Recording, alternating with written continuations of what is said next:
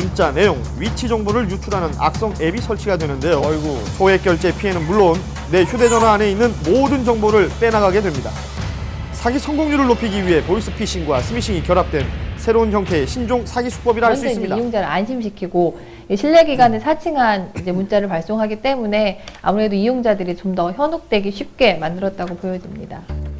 인터넷진흥원에서는 일반 이용자의 개인정보를 확인하지 않고 있다고 하니 이 점 명심하시기 바랍니다. 자, 많은 자동차들로 혼잡한 출근 시간. 도로 위 꼬리물기나 횡단보도 한가운데까지 침범한 차량. 찰 얄밉습니다. 이제 이런 얌체 운전을 하다 단속 카메라에 찍히면 과태료를 물게 되는데요. 카메라 단속 범위가 꼬리물기, 횡단 방해, 끼어들기 등으로 넓어진 것입니다. 지난 23일부터 교차로 꼬리물기에 대한 단속이 시작이 되었습니다. 위반 사실이 단속용 카메라에 촬영이 되면 4만 원에서 6만 원 과태료가 부과되는데요. 그런데 이를 이용한 신종 피싱 사기 수법이 등장했습니다. 제 핸드폰에 차 넘버가 단속이 됐다고 문자가 뜨기 때문에 어느 누구든지 확인 안 할 수가 없겠죠. 실제 무인 단속 장비에 적발됐다는 스미싱 문자입니다.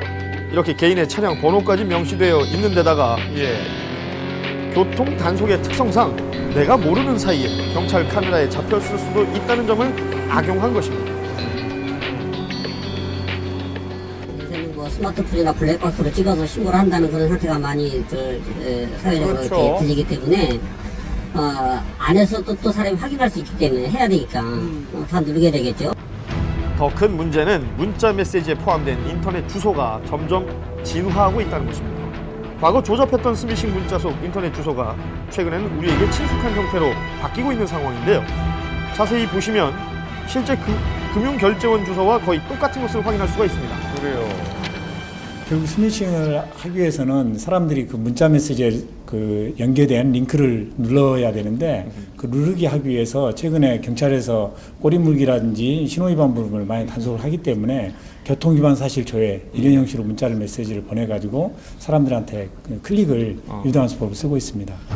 더 큰 문제는 이러한 스미싱 문자에 유출된 개인정보들이 적극적으로 이용되면서 더욱 교묘해지고 있다는 것입니다.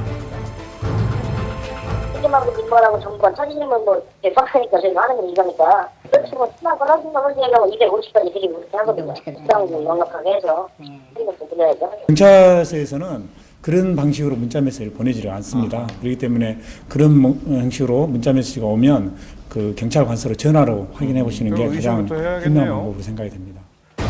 연말 모임이나 행사를 노린 스미싱 문자도 주의하셔야겠습니다. 이 문자가 형태도 다양합니다.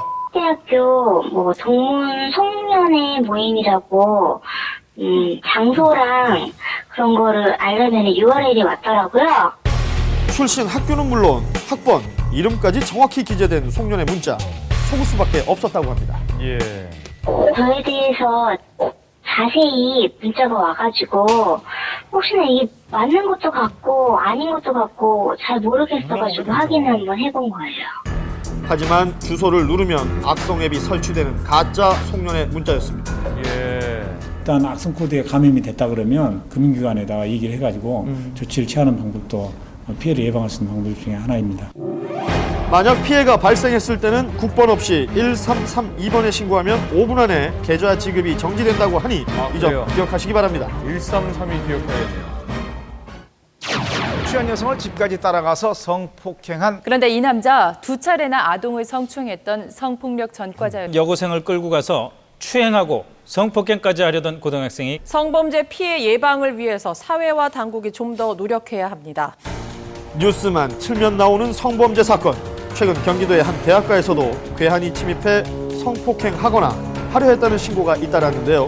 주로 혼자 사는 여성이 범행 대상이었습니다. 가게 앞은 이제 불 켜놨으니까 밝은데 그 외 골목 같은 거는 가로등이 별로 없어서 그게 어두운 게 좀 걱정이 돼요. 자녀를 2명이나 둔 40대 가장이 사건의 범인으로 밝혀지면서 큰 충격을 주었는데요. 방범창을 자르고 들어갔습니다. 보통 정원에서 주로 새벽녘 범인은 혼자 사는 여성의 1층 원룸 방범창을 떼고 창문으로 침입해 범행을 저질렀습니다. 혼자 밖을 내보내기가 너무 무서운 세상이 돼가지고 걱정이 많이 돼요. 빨리 그런 게 근절되었으면 하는 바람입니다. 대한민국은 성범죄 공화국이란 말이 생겨날 정도로 성범죄는 매년 증가하고 있지만 신고는 미비한 상황입니다. 성폭력 범죄